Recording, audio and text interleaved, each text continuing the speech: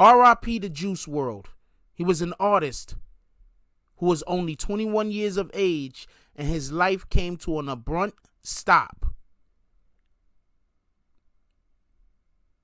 Also, it seems like he was under federal investigation.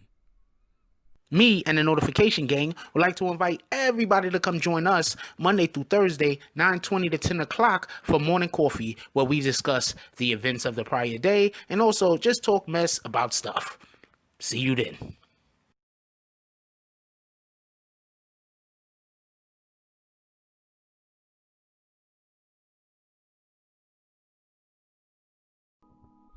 BBN, Jack Frost. What's up, party people? Alright, so yeah.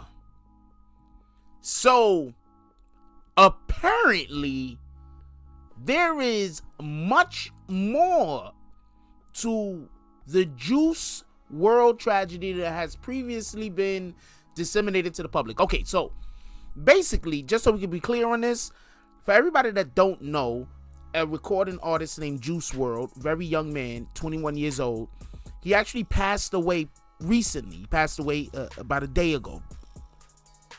It was about 1 a.m. in the morning, and he was coming in on a private flight from, I believe he was coming from California to Chicago. On a couple of other videos, I believe I thought he was actually going to California, but he wasn't. He was coming from wherever he was coming from, and he was landing in Chicago on a private flight. Now, this is some information that hasn't been out there yet. I don't know, maybe some people have reported on it. But this is the first time I'm hearing about it, so this is what I'm telling you. Anyway, so shout out to the Chicago Tribune and Rosemary Sobol, S-O-B-O-L. Shout out to her. Shout out to Rosemary. Anyway, she actually has an article, and it starts off, Chicago rapper Juice WRLD suffered convulsions and went into cardiac arrest as police and federal agents were searching his and his entourage's luggage for guns and drugs at a private hangar at Midway Airport over the weekend, according to law enforcement sources. Now, before we go any further and really get too far into any of this, obviously it seems like the police were there to investigate something that they heard might be happening on this flight, because it says right here that they already were there to meet them. And the next paragraph goes, the officers and agents have been waiting at the Atlantic Aviation hangar at Midway early Sunday because they suspected the private plane from Los Angeles carrying the 21-year-old musician was carrying contraband, the sources says. It also goes on to say, as they were going through 2 carts of luggage, the rapper, whose real name is Gerard Higgins, began convulsing and going into a seizure, sources says. As agent administered 2 doses of Narcan and emergency treatment when opioid overdose is suspected. So just so we can be clear, it's believed that he was having an opioid overdose. They gave him the antidote, I want to say the treatment for what you have when people have opioid overdoses. In addition to that, before we even go any further, we were told that he was shipped to the hospital, and when he reached the hospital, he was still alive, and then they weren't able to treat him. This is what we're hearing. So, okay. So basically, for everybody that don't know, what we're actually leading into, and basically what the video was about, is the individuals that were with him that are still alive are now currently being investigated for criminal behavior. Why, some may ask? Well, for one, there was 70 pounds of the marijuanas on the plane. So that alone is like, what's going on over here? And he's bringing it into Chicago. That's one. They had 2 guns also. I'm gonna assume, I'm not sure if they were handguns or not. They could have been handguns, so I'm gonna assume that the 2 guns aren't gonna take precedence over the 70 pounds of drugs that he had been moving over state lines. Now, real quick, before any of the people that's gonna be like, yo, but they're decriminalizing and legalizing weed and this and that. What you also have to understand is weed is still a controlled substance, right? So the act of taking it from one state to another state, I'm pretty sure it's still a federal crime. Unless you have some type of, I don't know, permit. I mean, I wouldn't know. This is just accusations. Anybody that would know any of this, leave it down in the comment section to help us out. Anyway, so it goes on to say Higgins woke up but was incoherent. Paramedics took him to Advocate Christ Medical Center in Oak Lawn, where he was pronounced dead at 3:14, about an hour after he landed in Chicago. An autopsy is scheduled for Monday. So right now they're not 100% sure what happened or why Juice WRLD passed away. They're not 100% sure. It could be mitigating circumstances other than drug use, while many do believe that the drug use is the prevailing factor of why he had this particular situation. Anyway, the article goes on to say the search turned up 41 vacuum sealed bags of marijuana, 6 bottles of prescription codeine cough syrup, 2 9mm pistols, a 40 caliber pistol, a high capacity ammunitions magazine, and metal piercing bullets. Wow. According to law enforcement sources, 2 men identified by police as working security for Higgins were charged with illegal possessions of guns and ammunition.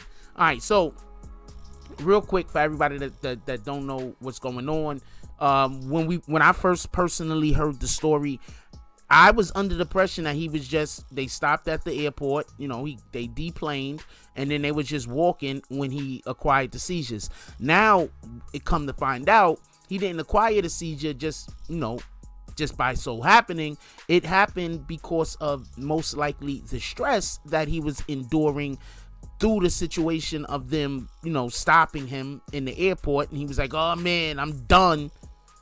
Because we do know that if they stop him in the airport with 70 pounds of marijuana and all of them guns and everything else, yeah, it was a good career while it lasted. It was one of those type of situations where, you're going to see that gentleman and this is literally worse than what Kodak Black is facing. For everybody that don't know, this is worse, with the exception of the young man that ended up dying in the Kodak Black situation.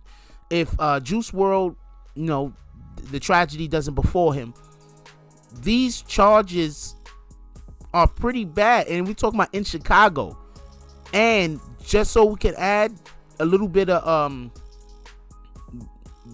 clarity to the situation, the feds and local police were waiting for him. First of all, go check out the article in the Chicago Tribune. I'm not going to read it anymore because I don't want to read you the whole damn article. Go check it out for yourself. Good article from what we've been reading. Go check it out.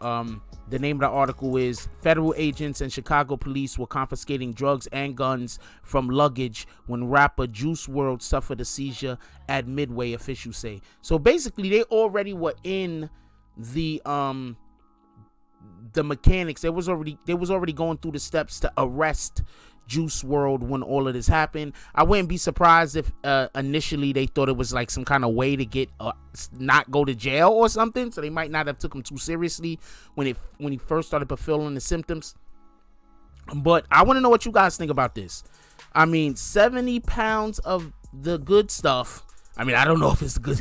It could have been Reggie. What do I know? But 70 pounds of this stuff